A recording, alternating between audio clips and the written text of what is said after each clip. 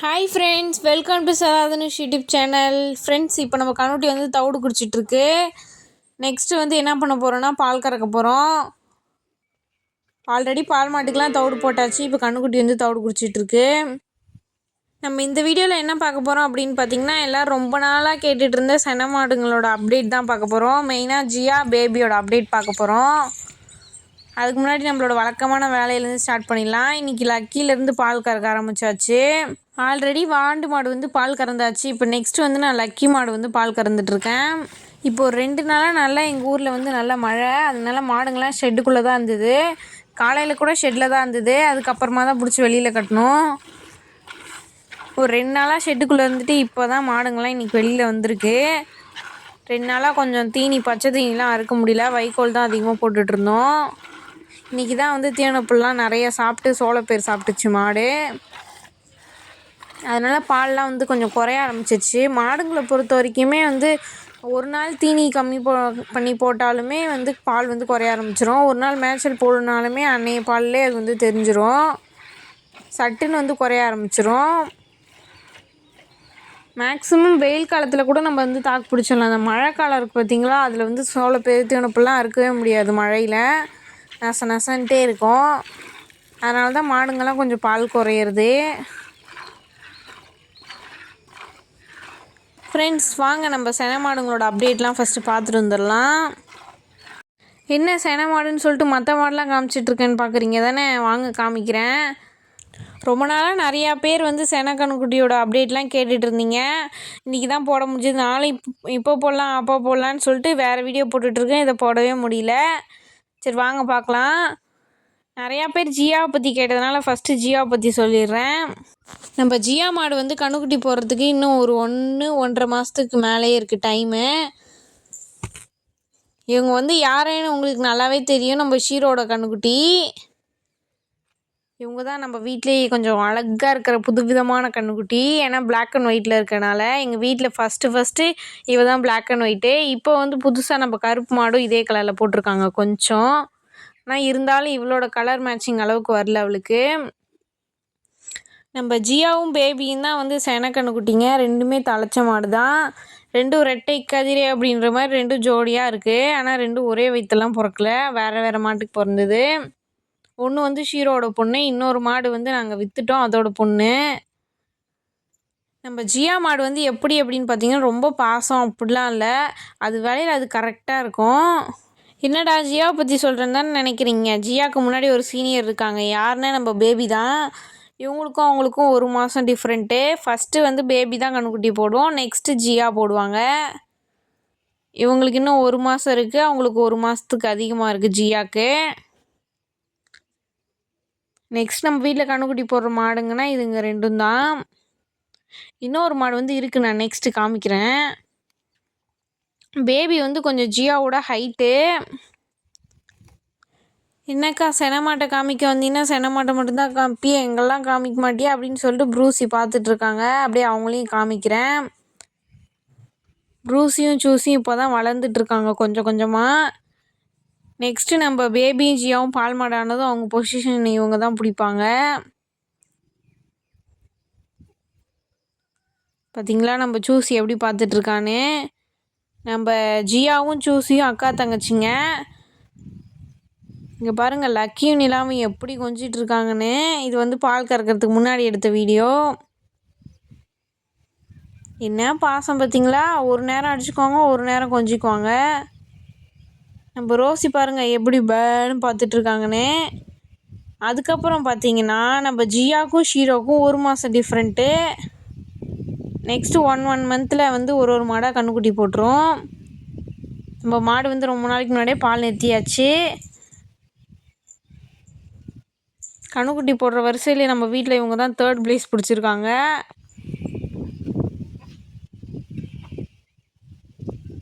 நம்ம ஷீரோ வந்து நம்ம சேனல் ஸ்டார்ட் பண்ணப்போ ஜியா கண்ணுக்குட்டி வந்து பிறந்துச்சு. இப்போ அந்த கண்ணுக்குட்டி வந்து மாடாக போகுது, விரைவில் மாடாகிடும். சரி வாங்க நம்ம பால் கறக்கிற வேலையை வந்து கண்டினியூ பண்ணுவோம்.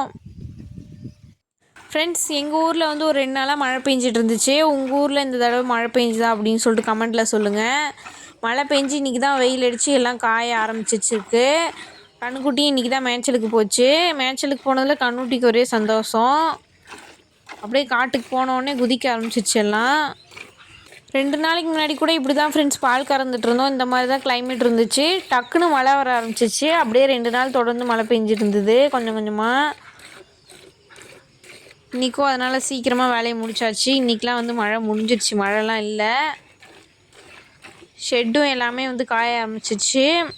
ஷெட்டு பற்றி எவ்வளோ அளவு அப்படின்னு சொல்லிட்டு வீடியோ போட சொல்லியிருக்கீங்க. நெக்ஸ்ட்டு நான் வந்து கண்டிப்பாக போடுறேன்.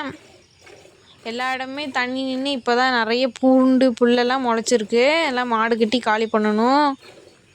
வைக்கோல் எல்லாமே காலியாக ஆரம்பிச்சிருச்சு ஆல்மோஸ்ட்டு. புதுசாக வாங்கி ஸ்டோர் பண்ணணும். ஏன்னா மழை வந்ததுனால வந்து வேறு தீனி வந்து போட முடியல. வைக்கோல் தான் அதிகமாக போட்டுட்ருந்தோம். ஒரு வேளை தான் பச்சை போட முடிஞ்சது. அதனால் வைக்கோல் சீக்கிரமாக காலி ஆகிடுச்சு மழை 2 மழை பெஞ்சதுனால.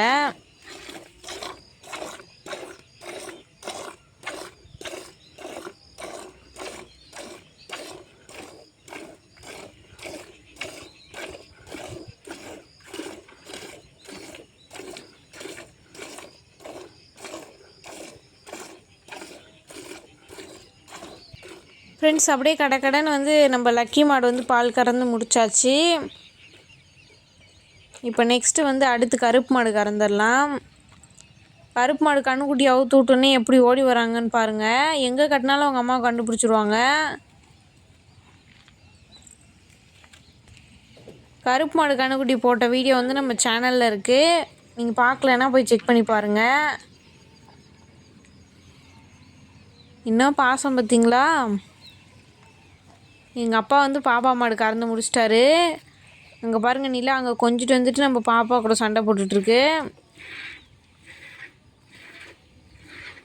சும்மா செல்லமாக சண்டை போட்டுட்ருக்கோம் ஃப்ரெண்ட்ஸ்.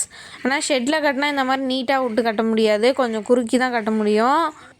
ஏன்னா எல்லா மாடும் உள்ளே கட்டணும் இல்லையா? இந்த மாதிரி கட்டினா எல்லாத்தையும் கட்ட முடியாது. அதனால் கிட்டக்க தான் கம்பி அடிச்சிருப்போம்.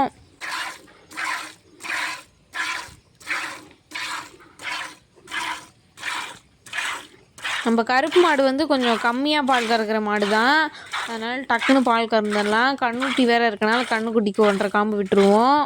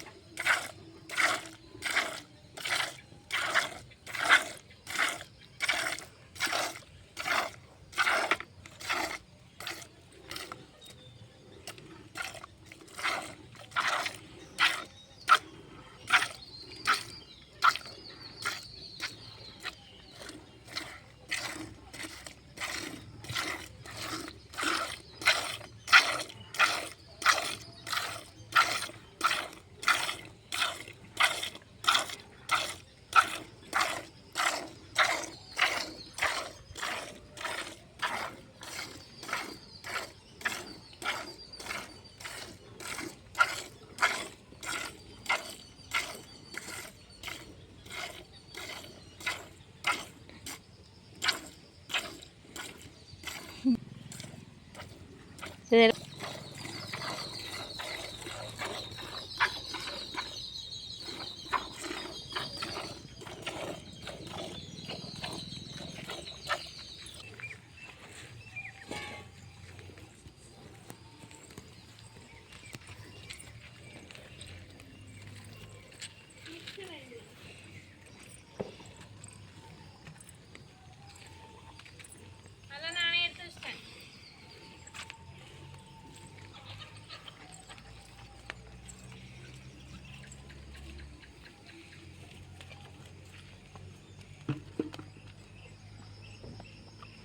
அது கண்ணுட்டி பால் குடிக்கிறது மட்டும் எடுத்துட்டு வீட்டுக்கு